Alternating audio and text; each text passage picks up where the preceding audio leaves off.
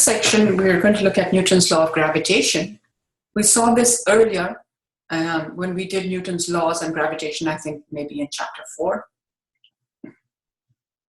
And let's remind ourselves what we know about it. We know that any object with a mass attracts any other object which has a certain mass, that may be m1 and m2, and both are attracted towards the center of the other. Each is attracted towards the center of the other. So m1 is attracted by m2 along this blue force vector towards the center of m2. m2 in turn attracts m1 towards its center. And that force is proportional to the two masses, so m1, m2, and inversely proportional to the distance between them squared. So this we call an inverse squared law, because we have a proportionality which is inverse of the distance. So we say, F, oh goodness, let me try to write here. So we say the force F is inversely proportional, that means 1 over r squared. Yeah? If the force is directly proportional, then we do not have a 1 over. For example, F is directly proportional to m1 and m2. Yeah? This portion is called the inverse square law, yeah? And we'll meet several inverse square laws, particularly in physics too. So you do want to remember what an inverse square law is, okay? This is the value of the constant g, 6.673 times 10 to the negative 11 Newton meters squared per kilogram squared. You don't need to remember this value, it will be given to you. It's just a number, fixed. It's called a universal constant, okay? Doesn't change. Okay. And the key thing to note is the gravitational force is always attractive, never repulsive, okay? So we've looked at this before. We have assumed that we can take those two masses, m1 and m2, and effectively treat them as point particles, just considering their centers as if the entire mass were concentrated just at that center. That assumption is validated by Gauss's law, which tells you that you can use this kind of assumption, okay? So if you think for a moment about your weight, which is mg, the pull with which the Earth is attracting you, right? So your mass is m, let me write that as some lowercase m, times g, the gravitational attraction of the Earth. mg would be the force of your weight, yeah? And that g is given by this this would be the force g m1 m2 over r squared, yeah? This is my gravitational attraction due to the Earth. I can cancel these two m's, in which case I am just left with g equal to g me over r squared, where me is the mass of the Earth, and r squared is the distance between the centers of the two objects. In this case, if we assume that we're standing on the surface of the Earth, then that's the radius of the Earth. Yeah? So since we're talking about the Earth, maybe it's nice if I write a little subscript e here. This is gravitational pull due to the Earth. And if you want to generalize this to any planet, then you can say g planet instead of g Earth, and you must replace the mass of the Earth by the mass of the planet, yeah? And the radius to that of that planet. Okay. We know that at the surface of the Earth, g is 9.81 meters per second squared, yeah? But as you go higher up, then g is varying inversely with r squared. That means the greater the r, the lower the g. If you go up 1,000 kilometers, you've fallen from 9.81 to 7.33 meters per second squared. If you go 10,000, so multiply that by 10, I am down to the value of g of 1.49. And at 50,000, it's 0.13 meters per second squared. That means the gravitational pull I feel due to the Earth, or my weight, is going to feel much less 50,000 kilometers up from the surface of the Earth, right? So we can only consider g as fixed 9.81 if you are at the surface of the Earth or close to the surface of the Earth.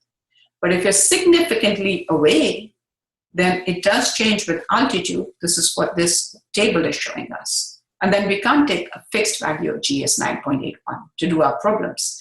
So we need to rethink what happens to things like shuttles, which we might be wanting to send out into the universe, maybe escaping the Earth altogether, right? So as you go in greater distances away from the surface of the Earth, you need to think about what happens to your potential energy. Yeah? So remember, we define potential energy as mgh at the surface of the Earth. Okay, this is valid provided h is very close to the Earth's surface, very small values, right, like 10 meters at most. Okay. If I have a greater distance, I'm going to replace that h by an r. The g, by the formula for g that I just saw, which is g m over r squared. Okay. So let me put that in. Potential energy, and this we know, we're seeing the equivalence with the formula mgh. So I have my m in there. I have my g as gme over r squared, and the h is the distance between the centers of the two objects. I can write that as r, that's the same as r. Yeah? So I can cancel algebraically these two r's, and that leaves me with the formula here, potential energy equals gmn over r squared, gmn over r. So notice the inverse relationship between potential energy and r, not an inverse square, just an inverse relationship. Yeah? If you plot a 1 over r graph with distance, then you're going to get this orange curve. This orange curve is essentially a 1 over r curve. Yeah? You can take any graph plotting program and plot 1 over x, how it varies with x, and you will see this kind of curve. Okay? And it's conventional when we're considering large distances to set our potential energy reference point, that means potential energy equals 0, at infinity. Okay? So out at infinity, somewhere far away to our right, is this condition. As we come closer and closer to the surface of the Earth, we are falling into the attractional field of the gravitational field of the Earth, and we're falling into a kind of potential well, if you like. To escape this well, to overcome the gravitational attraction, you're going to have to do positive work to get something out of here, right? So hence the negative sign. So potential energy close to the surface of the Earth is negative g me m over r. Actually, all the way from the surface of the Earth going out to as great a distance as you like now. Okay, so this formula holds. And this is what you're going to use in the case of rockets, okay, to be launched. So if you say you want an object to escape the Earth, then what you need to do is to find the energy that's going to be required in order to escape. I just want to clear all this drawing. And I want to go back. So remember I talked about those hydrogen and helium particles at the very edge. They're moving around with some kinetic energy, okay? All particles are always moving around. They're never stationary. How much they move or with what velocity they move depends on their mass and the temperature, okay? So the hotter something is, the faster those particles are moving. So that's my kinetic energy formula. 1/2 mv squared equals mgh, the potential energy with which this object is held, right, in the gravitational field. If you cancel the m's and you put in the value of g as gm over r, yeah, and the over r squared, and this is r, gm over r, then you're going to be left with this formula here. Escape velocity equals square root of 2gme over re. Notice how all of these things are effectively constant. G is a universal constant. Mass of the Earth is unchanging. radius of the Earth is unchanging. That means for an object to escape the Earth, there's a fixed velocity. It doesn't matter what the mass of the object is. That little m got cancelled out. So whether a small particle needs to escape the Earth or a big shuttle needs to escape the Earth, we need to give both of them the same velocity. And that number comes out to be 11.2 kilometers per second, which is the same as 25,000 miles per hour. Okay, we're just going to calculate that on the next slide. Compute the escape velocity for the Earth. If its mass is 5.98 times 10 to the power 24 kilograms and its radius is 6.37 times 10 to the power 6 meters, and g is this number we've seen before. So you just need to use the formula. The formula will not be given to you, okay? So you need to decide that you need to use the formula. I've just put it here for convenience. This is our escape velocity formula we've seen before. And you're just going to plug in the values and use your calculator to obtain 11.2 times 10 to the power 3 meters per second, okay? Studying escape velocities is quite interesting. Depending on the escape speed and the temperature of a planet, we can predict something about the atmosphere for the planet. Yes, so here are different escape velocities. And remember, the temperature of an object depends on how far away it is from the sun in our solar system. So if we're just looking at the planets in our solar system, there's Mercury, Venus, Earth, Mars, and they're all lined up in order of distance. We have the moon here just because it's an object of interest. It's not a planet, okay? So this one is an anomaly. This is a satellite, okay?